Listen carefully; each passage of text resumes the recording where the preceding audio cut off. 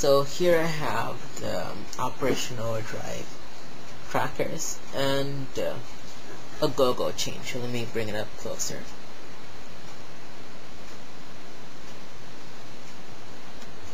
There we go. The reason I have the GoGo change is because they never released the Mercury Morpher here in Canada.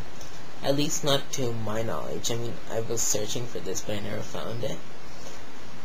Maybe some other lucky dude or person found the Mercury Morpher here somewhere, but hey, I wasn't gonna go on some Morpher search looking for it, because it's not like a favorite of mine, something that I had to have. But as most of you might know, or if you don't know, here it is. I just collect Morphers and figures because the Megazords here cost around $50-$60, and who has that kind of money for a Megazord? I would spend that much money maybe getting a full set of figures because it's worth it for that price. Anyways, on eBay, the Mercury Morpher goes on for double of what it's worth. So I'm not gonna spend like $40 to $50 getting it when I could get a GoGo changer for $10 more. Anyways, here we have it, the GoGo changer, the Overdrive tracker, and the Turbo tracker. The Turbo tracker was just a Bandai America exclusive. It's the same thing as the tracker. Only difference is they inverted the colors. They changed it up. I'll show you here.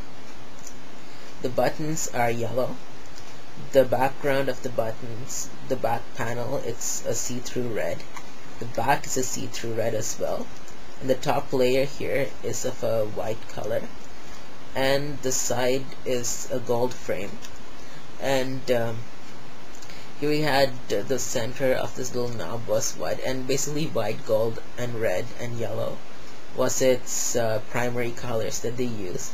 And the Overdrive little knob thing here, it was gray.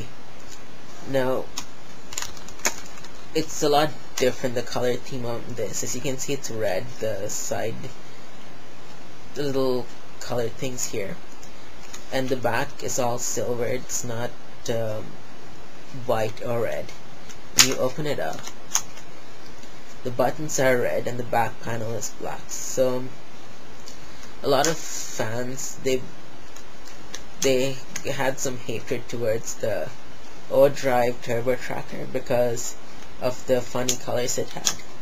Overall, I didn't really care. I got it because I don't know, I thought it looked cool, but the simplest thing amused me. So here we go. It was the first Morpher that actually had 3 settings: on, off, and then you can slide the button in between the on and off, and that specific setting was just for the decoder. Let me show you what I mean.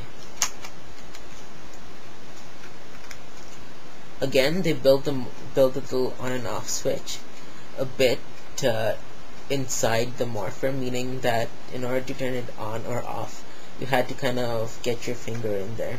So this is the decoder. It had 8 sounds. Here, let me show you. This is the first sound here. And like the center here lights up, and we have a blue light that lights up as well. My second sound here. Third sound. Fourth sound. Fifth sound. Sixth sound. And here's the 7th sound. Here's the 8th sound.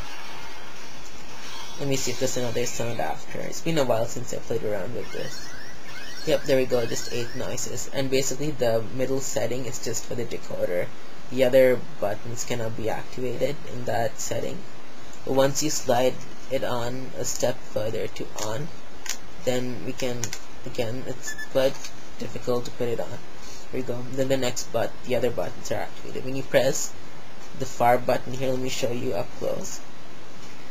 Press this far button here. Activates the decoder again. the far button here, it's like an alert noise.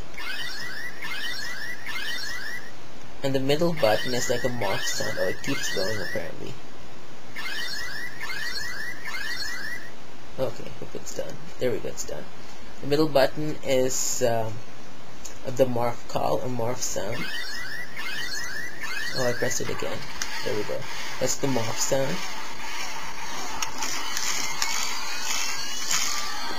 So basically, when you, let me show you up close.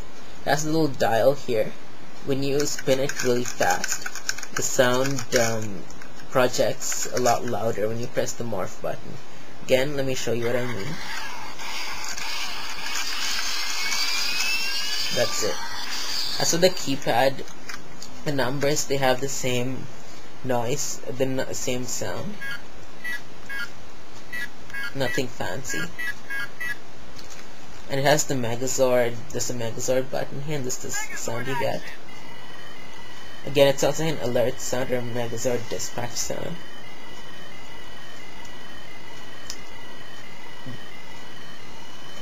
And we have a button here named Go.